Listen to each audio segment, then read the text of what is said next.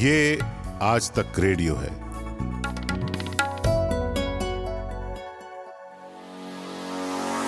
नमस्कार, आप सुन रहे हैं आज तक रेडियो का 5 मिनट न्यूज पॉडकास्ट। मैं हूं मानव, रात 9 बजे की बड़ी खबरों के साथ। प्रधानमंत्री नरेंद्र मोदी ने आज ऑस्ट्रिया के चांसलर कार्ल नेमर से राजधानी वियना में मुलाकात की और आज यूक्रेन युद्ध समेत कई मुद्दों पर बात की।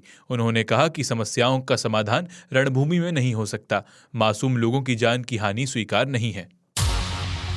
Worli hit and run case में विपक्ष महाराष्ट्र सरकार पर हमलावर है। अभियुक्त को बचाने के आरोप पर आज मुख्यमंत्री एकनाथ शिंदे ने कहा कि विपक्ष के पास आरोप लगाने के अलावा दूसरा काम नहीं है। आज हिट एंड रन केस के अभियुक्त मिहिर शाह को मुंबई की एक अदालत ने 16 जुलाई तक पुलिस हिरासत में भेज दिया है। कल पुलिस ने पूर्व शिवसेना शिंदे गुट के नेता राजेश शाह के बेटे मिहिर को गिरफ्तार किया था। सेम सेक्स मैरिज यानी समलैंगिक विवाह पर आज सुप्रीम कोर्ट में सुनवाई नहीं हो सकी। सुनवाई से ठीक पहले जस्टिस संजीव खन्ना ने खुद को बेंच से अलग कर लिया, जिसके बाद रिव्यू पिटीशंस पर विचार करने के लिए चीफ जस्टिस डीवाई चंद्रचूड़ की तरफ से 5 जजों की नई बेंच का पुनर्गठन करना जरूरी है। इसके बाद ही इन पर सुनवाई हो सकेगी। सुप्रीम कोर्ट की 5 जजों की बेंच ने पिछले साल सेम सेक्स मैरिज को कानूनी मान्यता देने से इंकार कर दिया था। सुप्रीम कोर्ट में 52 याचिकाएं दायर कर फैसले पर पुनर्विचार करने की मांग रखी गई है। पंजाब हरियाणा हाईकोर्ट ने दोनों राज्यों को शंभू बॉर्डर खोलने का आदेश दिया है। कोर्ट ने हरियाणा सरकार को शंभू बॉर्डर पर 1 हफ्ते के अंदर बैरिकेड हटाने के लिए आदेश जारी किया है।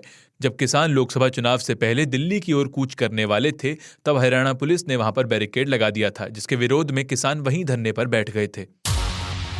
आज 7 राज्यों की 13 विधानसभा सीटों पर उपचुनाव हुए। वोटिंग सुबह 7 बजे शुरू हुई, जो शाम 6 बजे तक चली। आज हुए मतदान के नतीजे 13 जुलाई को आएंगे। पश्चिम बंगाल के उत्तरी दिनाजपुर में बीजेपी टीएमसी समर्थक बूथ पर गड़बड़ी का आरोप लगाकर एक दूसरे से भिड़ गए। पुलिस ने मामला शांत कराया। उत्तराखंड की मंगलौर सीट पर झड़प के बाद पुलिस बल तैनात करना पड़ा। वहीं बिहार के पूर्णिया में भी रुपौली सीट पर पुलिस और ग्रामीणों के बीच झड़प हो गई, जिसके बाद भीड़ ने पुलिस पर पथराव कर दिया। दिल्ली के मुख्यमंत्री अरविंद केजरीवाल के पूर्व पीए विभव कुमार की जमानत याचिका पर दिल्ली हाईकोर्ट ने फैसला सुरक्षित रख लिया है। राज्यसभा सांसद स्वाति मालीवाल से मारपीट मामले में जेल में बंद विभव कुमार की जमानत याचिका पर हाईकोर्ट 12 जुलाई को फैसला सुनाएगा। विभव कुमार ने हाईकोर्ट में जमानत याचिका दायर की थी। इसमें उन्होंने अपनी गिरफ्तारी को भी चुनौती दी है। केंद्रीय स्वास्थ्य मंत्री जेपी नड्डा ने आज डेंगू बुखार की रोकथाम, नियंत्रण और प्रबंधन के लिए उठाए जा रहे कदमों की समीक्षा के लिए बैठक की और संबंधित अधिकारियों को सतर्क रहने के आदेश दिए। स्वास्थ्य विभाग ने कल बताया कि कर्नाटक में पिछले 24 घंटों में डेंगू के 185 मामले सामने आए, जिससे कुल मामलों की संख्या 7,500 से पार हो गई है। सुप्रीम कोर्ट ने आज कहा कि तलाकशुदा मुस्लिम महिला सीआरपीसी की धारा 125 के तहत अपने पति से भरण पोषण की हकदार है। इसके लिए वो याचिका दायर कर सकती है। जस्टिस बीवी नागरत्ना और जस्टिस ऑगस्टीन जॉर्ज मसीह की बेंच ने एक मुस्लिम युवक की याचिका को खारिज करते हुए ये आदेश दिया। कोर्ट ने कहा कि मुस्लिम महिला अधिनियम 1986 धर्मनिरपेक्ष कानून पर हावी नहीं होगा। सुप्रीम कोर्ट ने आज बड़ा फैसला देते हुए कहा कि सीआरपीसी के सेक्शन 125 के तहत मुस्लिम महिला गुजारे भत्ते की मांग कर सकती है। इस पर all India Muslim personal law board के संस्थापक सदस्य मोहम्मद सुलेमान ने प्रतिक्रिया दी और कहा कि यदि कोई महिला तलाक या किसी वजह से अलग हो जाने पर इस्लामिक कानून के मुताबिक न्याय चाहती है तो ये उनके लिए बेहतर है, और अगर कोई धारा 125 के तहत भरण पोषण चाहती है तो वो कोर्ट जा सकती है।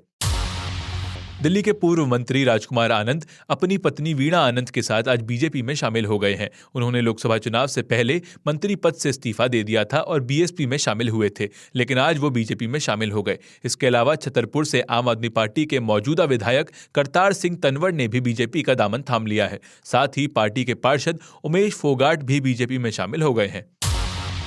सऊदी अरब की राष्ट्रीय तेल कंपनी आरामको के शेयरों की एक्स्ट्रा बिक्री के बाद उसे $12 अरब मिले हैं। इस योजना को सऊदी अरब सरकार की उन कोशिशों के रूप में देखा जा रहा है जिसके तहत वो अपनी अर्थव्यवस्था में विविधता लाना चाहती है। साल 2019 में आरामको के शेयर बिक्री के लिए पेश किए गए थे, जिसमें उसने $25 अरब हासिल किए थे। ये तेल कंपनी दुनिया की सबसे मूल्यवान कंपनियों में से एक है।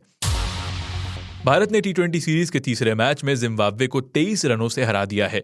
इस जीत से भारतीय टीम ने 5 मैचों की सीरीज में 2-1 की बढ़त हासिल कर ली है। सीरीज का चौथा मुकाबला 13 जुलाई को खेला जाएगा।